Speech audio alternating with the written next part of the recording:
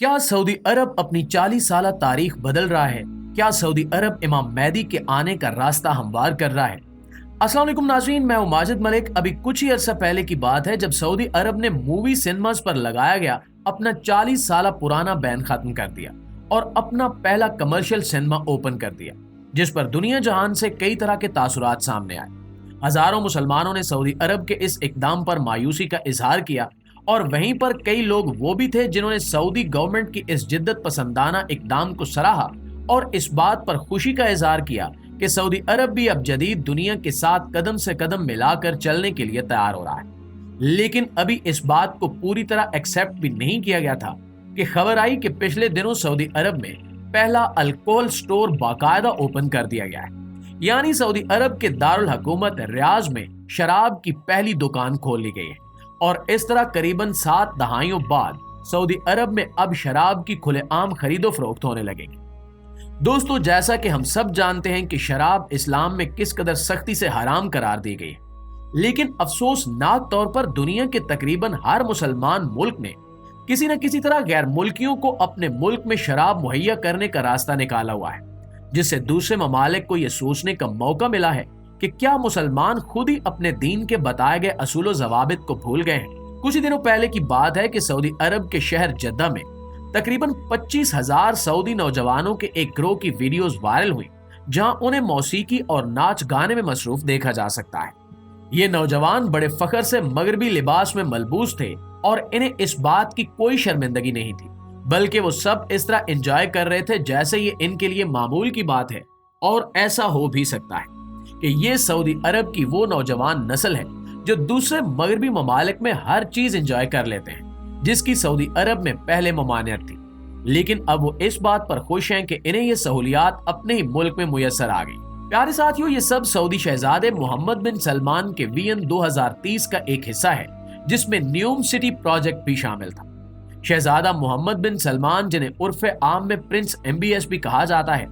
का विजन है कि वो सऊदी अरब को उन ममालिक की दौर में खड़ा करेंगे जो इस वक्त टेक्नोलॉजी की दुनिया में सबसे आगे हैं। वो मॉडर्न दुनिया के साथ कदम से कदम मिलाना चाहते हैं। दुबई और UAE जैसे इस्लामी ममालिक जो दुनिया भर के सयाहों के लिए बेहद पुरकशिश मकामात हैं,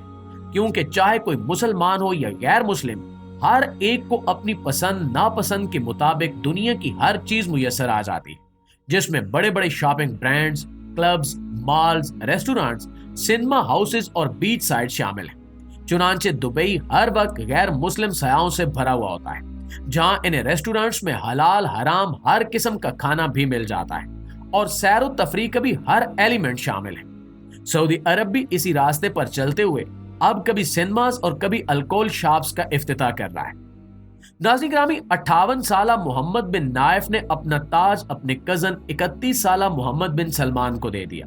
जिसने सऊदी अरब के इस खित्ते को अयाशी का गढ़ बना दिया है, जिसके बारे में हमारे प्यारे नबी सल्लल्लाहु अलैहि वसल्लम ने फरमाया था कि इससे पास से तब तक ना गुजरो जब तक तुम रो नहीं। सुनने में आता है कि किंग सलमान ने सबसे पहले ये तख्तो ताज मोहम्मद बिन नाइफ के हवाले किया था, लेकिन बाद में उन्होंने अपनी तरजीहात बदल ली और अपने बेटे मोहम्मद बिन सलमान को क्राउन प्रिंस बनाने में दिलचस्पी जाहिर कर दी। जून 2017 में मोहम्मद बिन नाइफ ने भी तख्तो ताज वापस सलमान फैमिली में ही देने का फैसला किया और मोहम्मद बिन सलमान को अपने ऊपर तरजीह दी। मोहम्मद बिन सलमान, जिन्हें आजकल मिस्टर एवरीथिंग भी कहा जा रहा है, सऊदी अरब के शहर जद्दा में पैदा हुए। वो सऊदी अरब के एक ऐसे शाही खानदान में पले बढ़े जिसे बजा तौर पर दुनिया का अमीर तरीन शाही खानदान माना जाता है।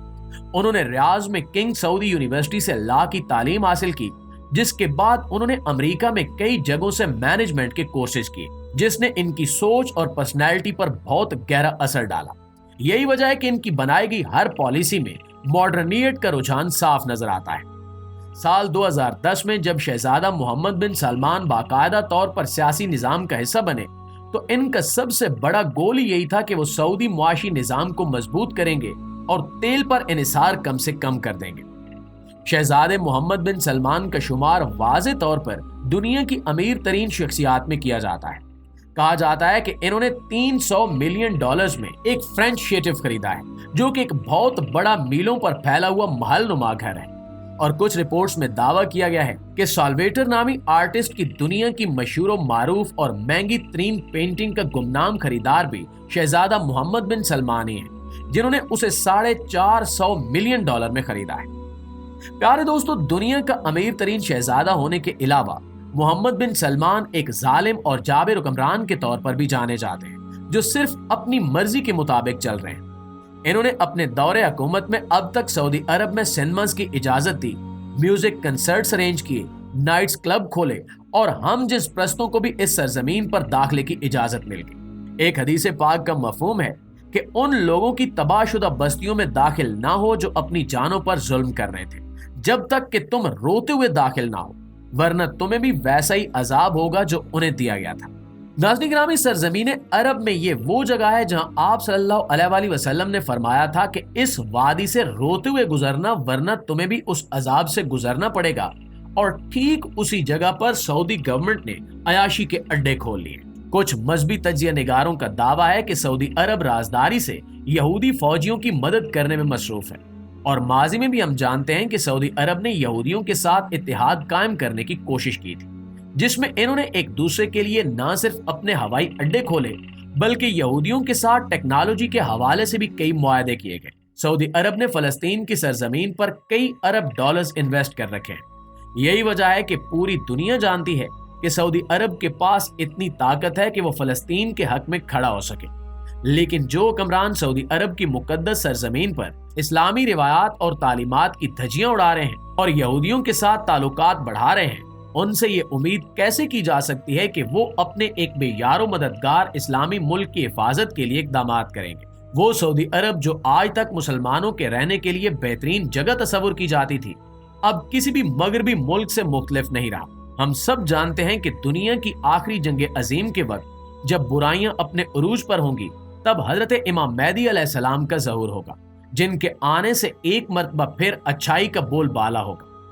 ایک حدیث میں بیان ہوا ہے کہ آپ صلی اللہ علیہ وآلہ وسلم نے ارشاد فرمایا کہ اللہ مہدی کو میرے اہل و عیال سے چھپائے ہوئے ہے اور روز قیامت سے پہلے نکالے گا، خواہ دنیا کی زندگی میں صرف ایک دن ہی باقی رہے، اور وہ اس زمین پر عدل و انصاف کو پھیلا دے گا اور ہر ظلم و جبر کو مٹا دے گا۔ ناظرین گرامی، اس حدیث سے واضح ہوتا ہے کہ امام مہدی علیہ السلام کا ظہور ہو کر ہی رہے گا، چاہے قیامت میں ایک دن باقی رہتا ہو۔ ان کے آنے کا مقصد دنیا میں انصاف کو قائم کرنا اور ظلم و زیادتی کا خاتمہ ہے، اور اس کے ساتھ ساتھ عالمی امن اور امت مسلمہ میں اتحاد قائم کرنا بھی ان کے اختیار میں دیا جائے گا۔ ان کی شخصیت مسلمانوں کے لیے علم اور رہنمائی کے مینار کی حیثیت رکھے گی، جو انسانیت کا رخ علم اور ہدایت کی طرف موڑ دیں گے۔ اور اب سعودی عرب کے حالات دیکھتے ہوئے لگتا ہے کہ قرب قیامت کے آثار ظاہر ہو رہے ہیں، اور وہ وقت دور نہیں جب برائیاں مزید بڑھ جائیں گی اور حضرت امام مہدی کا ظہور ہو جائے گا۔ اللہ تعالیٰ سے دعا ہے کہ وہ ہم سب مسلمانوں کو ہدایت دے اور راہ راست پر چلنے کی توفیق عطا فرمائے۔ آمین ثم آمین۔